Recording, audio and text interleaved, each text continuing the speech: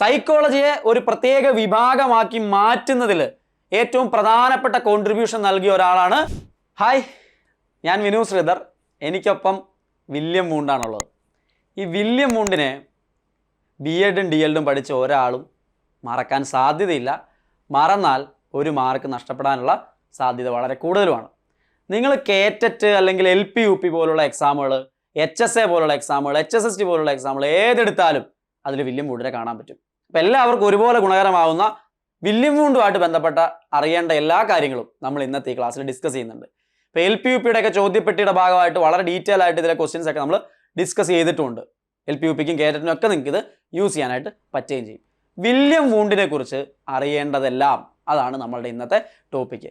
ഞാനത് ഒരു കുറേ കാര്യങ്ങൾ ഡ്രൈ ആയിട്ട് കുറേ തിയറി പഠിപ്പിക്കുന്ന രീതിയിലല്ല നിങ്ങളോട് ഡിസ്കസ് ചെയ്യാൻ പോകുന്നത്. ഇതിനു മുൻപുള്ള എക്സാമുകളിൽ ചോദിച്ചിട്ടുള്ള പ്രീവിയസ് ഇയർ ക്വസ്റ്റ്യൻ പേപ്പറുകളിൽ നിന്നുള്ള ക്വസ്റ്റ്യൻസിനെ ഉൾപ്പെടുത്തിക്കൊണ്ട് അതിനകത്തെ കണ്ടന്റിനെ, പ്രധാനപ്പെട്ട കണ്ടന്റിനെ പറയുന്നതാണ് നമ്മളുടെ രീതി. അതുതന്നെയാണ് ചോദ്യപ്പെട്ടിയിൽ നമ്മൾ മുമ്പോട്ട് കൊണ്ടുകൊണ്ടിരിക്കുന്നത്. സൈക്കോളജിയുടെ ചോദ്യപ്പെട്ടി നിങ്ങൾക്ക് എൻട്രിയിൽ അവൈലബിൾ ആണ്. LP-UP ഒക്കെ ഏറ്റവും മികച്ച രീതിയിൽ പ്രിപ്പയർ ചെയ്യണമെങ്കിൽ എൻട്രി നല്ലൊരു പ്ലാറ്റ്ഫോമായിട്ട് നിങ്ങൾക്ക് മുമ്പിലേക്ക് എല്ലാ കാര്യങ്ങളും വെച്ചിട്ടുമുണ്ട്. അപ്പോൾ ഇവിടെ വില്യം വൂണ്ടുമായിട്ട് ബന്ധപ്പെട്ട ഒരു ചോദ്യം ഞാൻ ആദ്യം കാണിച്ചു തരാം. ഘടനാ മനഃശാസ്ത്രം അഥവാ സ്ട്രക്ചറലിസത്തിന് തുടക്കം കുറിച്ചത് ആരാണ്?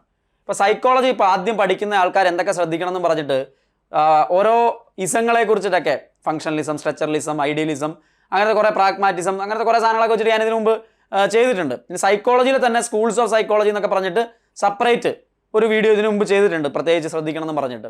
അപ്പോൾ അതിൽ സ്ട്രക്ചറലിസത്തെ കുറിച്ചൊക്കെ പറയുന്നുണ്ടായിരുന്നു. അവിടെ ഘടനാ മനഃശാസ്ത്രം അതിന് തുടക്കം കിട്ടത് ആരായിരിക്കും? നമ്മൾ ആരെക്കുറിച്ചാണ് പറയുന്നത്, അതുകൊണ്ട് തന്നെ ആളുടെ പേര് ഇവിടെ തെറ്റില്ല. എനിവേ നിങ്ങൾ ഇതിനകത്ത് ഈ വെർത്തിമറിനെയും കാഫ്കയും ജെയിംസിനെയും വില്യം വൂണ്ട്, വില്യം ജെയിംസ് ഒക്കെ അങ്ങോട്ടും ഇങ്ങോട്ടും മാറിപ്പോകാനുള്ള സാധ്യത വളരെ കൂടുതലാണ്. നിങ്ങൾ ഒരു കാരണവശാലും മാറ്റിക്കളയരുത്. വില്യം വൂണ്ടാണ് ഘടനാ മനഃശാസ്ത്രം സ്ട്രക്ചറലിസത്തിന് തുടക്കമിട്ടത്. വില്യം വൂണ്ടാണ്. സ്ട്രക്ചറലിസം എന്ന് പറഞ്ഞാൽ എന്താ? ഘടനാ മനഃശാസ്ത്രം. അപ്പോൾ വില്യം വൂണ്ടിനെ കുറിച്ച് പഠിക്കുമ്പോൾ അദ്ദേഹം ഇൻട്രൊഡ്യൂസ് ചെയ്ത സ്ട്രക്ചറലിസത്തെ അറിയണ്ടേ? എന്താ സ്ട്രക്ചറലിസം? ഈ സ്ട്രക്ചറലിസം എന്ന് പറഞ്ഞു കഴിഞ്ഞാൽ ഈ പറയുന്ന നമ്മളുടെ ബോധത്തിൻ്റെ അല്ലെങ്കിൽ കോൺഷ്യസ്നെസ്സിൻ്റെ അടിസ്ഥാന ഘടകങ്ങളെ വിശകലനം ചെയ്യുന്നതിലായിരുന്നു ആ സ്ട്രക്ചറലിസത്തിലൂടെ വില്യം വൂണ്ട് കൊടുത്ത സമീപനം എന്ന് പറയുന്നത്. ഞാൻ ഒരേപോലെ എല്ലാവർക്കും യൂസ്ഫുൾ ആവുന്ന രീതിയിലാണ് ഈ കാര്യങ്ങൾ പറയുന്നത് എന്നുള്ളത് കൊണ്ട് പ്രധാനപ്പെട്ട ടോപ്പിക്കുകളുടെയൊക്കെ മലയാളത്തിലും ഇംഗ്ലീഷിലുള്ള കണ്ടന്റ് കൊടുത്തിട്ടുണ്ടാവും. കാറ്റഗറി 3 കേറ്ററ്റിലോ സീറ്ററ്റിലോ ഒക്കെ നിങ്ങൾക്ക് ഇത് യൂസ് ചെയ്യാനായിട്ട് പറ്റുമെന്നുള്ളതാണ്. അപ്പോൾ അതുകൊണ്ട് ടീച്ചിങ് എക്സാംസിന് വില്യം വൂണ്ടിനെ കുറിച്ച് അറിയേണ്ട എല്ലാ കാര്യങ്ങളും നമ്മളിവിടെ പറയുന്നു. മലയാളത്തിലും ഇംഗ്ലീഷിലും ആ കാര്യങ്ങൾ ഉൾപ്പെടുത്തിയിട്ടുണ്ട്. സോ വൂണ്ടിൻ്റെ അപ്രോച്ച് നമ്മുടെ കോൺഷ്യസ്നെസ് അഥവാ ബോധമണ്ഡലത്തിൻ്റെ ബേസിക് എലമെന്റ്സിനെ കുറിച്ച് മനസ്സിലാക്കുന്നതിലായിരുന്നു. അപ്പോൾ മൊത്തത്തിലുള്ള ആ കോൺഷ്യസ്നെസ്സിനെ പല പല പല പല എലമെന്റുകളായിട്ട്, സ്ട്രക്ചറുകളായിട്ട് തിരിച്ചിട്ട് അതിനെക്കുറിച്ച് പഠിക്കുന്നതായിരുന്നു ഘടനയെക്കുറിച്ച് പഠിക്കുന്നതായിരുന്നു സ്ട്രക്ചറലിസത്തിൽ വില്യം വൂണ്ട് ചെയ്ത പരിപാടി. അദ്ദേഹം മനസ്സ് അടിസ്ഥാന ഘടകങ്ങളായിട്ട് വിഭജിക്കാമെന്ന് വിശ്വസിച്ചു. അപ്പോൾ ആസ് എ ഹോൾ എന്നുള്ള രീതിയൊന്നും അല്ല, മനസ്സിനെ മൊത്തത്തിൽ ചേർത്ത് വെച്ച് പഠിക്കുന്ന രീതി ആയിരുന്നില്ല വില്യം വൂണ്ട് പറഞ്ഞത്. അതിനെ പല പല ഘടകങ്ങളായിട്ട്, ഈ കോൺഷ്യസ്നെസ് അല്ലെങ്കിൽ ബോധമനസ്സിനെ പല പല അടിസ്ഥാന ഘടകങ്ങളാക്കി മാറ്റാമെന്നാണ് ഘടനാ മനഃശാസ്ത്രം, സ്ട്രക്ചറലിസം. ആ പേരിൽ തന്നെ കിടപ്പുണ്ട്. അതായത് സെൻസേഷൻ, ഫീലിങ്സ്, തോട്ട്സ്, വികാരങ്ങൾ, സെൻസേഷനുകൾ, ചിന്തകൾ എന്നൊക്കെ പല സ്ട്രക്ചറായിട്ട് ഇതിനെ തിരിക്കാമെന്ന് വില്യം വൂണ്ട് പറയുന്നു. അദ്ദേഹം പറഞ്ഞു, he believed the mind could be broken down in to basic components like sensation, feelings and thoughts. ഇതായിരുന്നു അദ്ദേഹത്തിന്റെ ഘടനാ മനഃശാസ്ത്രത്തിന്റെ കോർ ഐഡിയ എന്ന് പറയുന്നത്. അപ്പോൾ ഇവിടെ പഠിക്കേണ്ട കാര്യം എന്താ? ഘടനാ മനഃശാസ്ത്രം നമുക്ക് മുമ്പിലേക്ക് വെച്ചത് വില്യം വൂണ്ടാണ്. അദ്ദേഹത്തെ കുറിച്ചാണ് നമ്മൾ പഠിക്കുന്നത്. അദ്ദേഹം അതിൽ മനസ്സിനെ അല്ലെങ്കിൽ ആ ബോധമണ്ഡലത്തെ, കോൺഷ്യസ്നെസ്സിനെ പല സ്ട്രക്ചറുകളാക്കി, ഘടനകളാക്കി തിരിക്കാമെന്ന്, അല്ലെങ്കിൽ പല അടിസ്ഥാന ഘടകങ്ങളാക്കി വിഭജിക്കാമെന്ന് വിശ്വസിച്ചു. ഈ പറയുന്ന പോലെ ഫീലിങ്സും തോട്ടും സെൻസേഷനും ഒക്കെ ആയിട്ട് വിഭജിക്കാമെന്ന് വിശ്വസിച്ചു. ഇതെല്ലാം വില്യം വൂണ്ടാണ്. 1862 ഈ കാലഘട്ടത്തിനിടയിലാണ് വില്യം വൂണ്ട് ശാസ്ത്രീയ മനഃശാസ്ത്രത്തിൽ ആദ്യമായ ഒരു പാഠ്യപദ്ധതി അവതരിപ്പിച്ചത്. ഇതുവരെ മനഃശാസ്ത്രം തത്വചിന്തയുടെ ഒരു ഉപശാഖയായിട്ട് കണക്കാക്കപ്പെട്ടിരുന്നു. അപ്പോൾ അത് വളരെ ഇമ്പോർട്ടൻ്റ് ആണ്. സൈക്കോളജിയെ ഒരു പ്രത്യേക വിഭാഗമാക്കി മാറ്റുന്നതിൽ ഏറ്റവും പ്രധാനപ്പെട്ട കോൺട്രിബ്യൂഷൻ നൽകിയ ഒരാളാണ് വില്യം വൂണ്ട്. അല്ലെങ്കിൽ നമ്മൾ ഇതിങ്ങനെ പഠിക്കില്ലായിരുന്നു. ഫിലോസഫിയുടെ ഒരു ഭാഗമായിട്ട് തന്നെയായിരുന്നു സൈക്കോളജി അതുവരെ പൊക്കൊണ്ടിരുന്നത്. അപ്പോൾ 1862 കാലഘട്ടത്തിൽ ആ സ്ട്രക്ചറലിസത്തിൻ്റെ ആ ഒരു അടിത്തറയൊക്കെ പാകുന്ന കാലഘട്ടത്തിൽ ശാസ്ത്രീയമായിട്ട് സൈക്കോളജിയെ പഠിക്കുന്നതിന് എക്സ്പെരിമെന്റൽ സൈക്കോളജിനെ കുറിച്ചൊക്കെ ഇൻട്രൊഡ്യൂസ് ചെയ്യുന്നതൊക്കെ അദ്ദേഹമാണ്. അത് മുമ്പോട്ട് നമ്മൾ പറയും.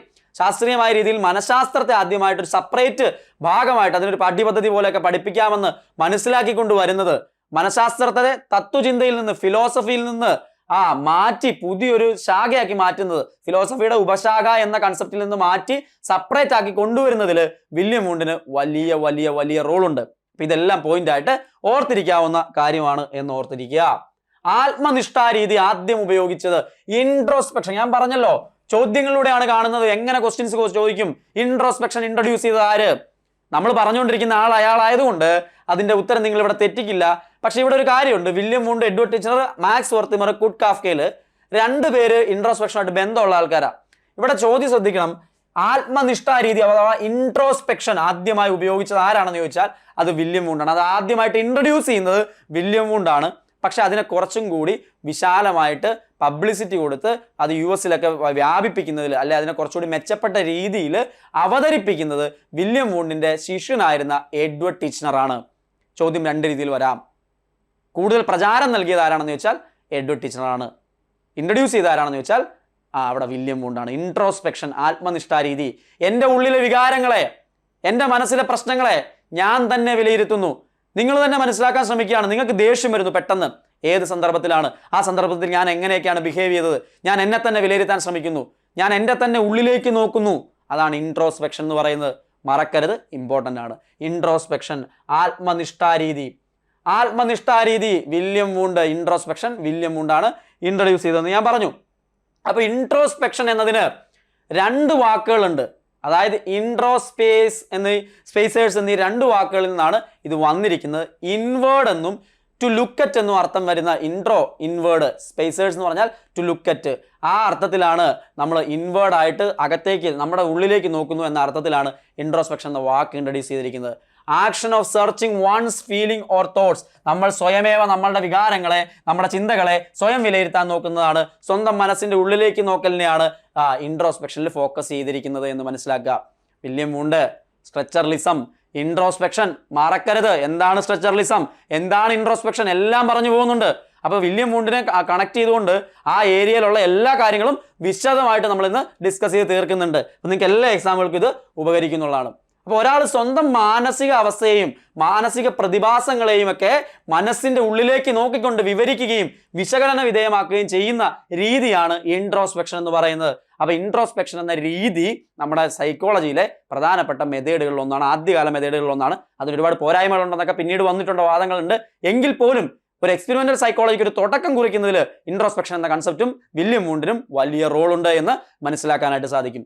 ചിന്തകൾ, വികാരങ്ങൾ, ഉത്കണ്ഠകൾ, ആഗ്രഹങ്ങൾ, പ്രതീക്ഷകൾ തുടങ്ങിയവയാണ് മാനസിക പ്രതിഭാസങ്ങൾ എന്നതുകൊണ്ട് ഇവിടെ ഉദ്ദേശിക്കുന്നത്. അതായത് ഈ മാനസിക പ്രതിഭാസങ്ങളെ സ്വയം വിലയിരുത്തും എന്ന് പറയുമ്പോൾ അവിടെ എന്തൊക്കെയാ, നമ്മുടെ തോട്ട്സ്, നമ്മുടെ ഫീലിങ്സ്, നമ്മളുടെ ഉത്കണ്ഠകൾ, നമ്മളുടെ ഡിസൈഴ്സ്, നമ്മളുടെ ഹോപ്പ്, പ്രതീക്ഷകളൊക്കെ നമ്മൾ സ്വയം വിലയിരുത്തുന്ന രീതി, ഇതാണ് ഇൻട്രോസ്പെക്ഷനിൽ വരുന്നത് എന്നുള്ളത് ഓർത്തിരിക്കാം.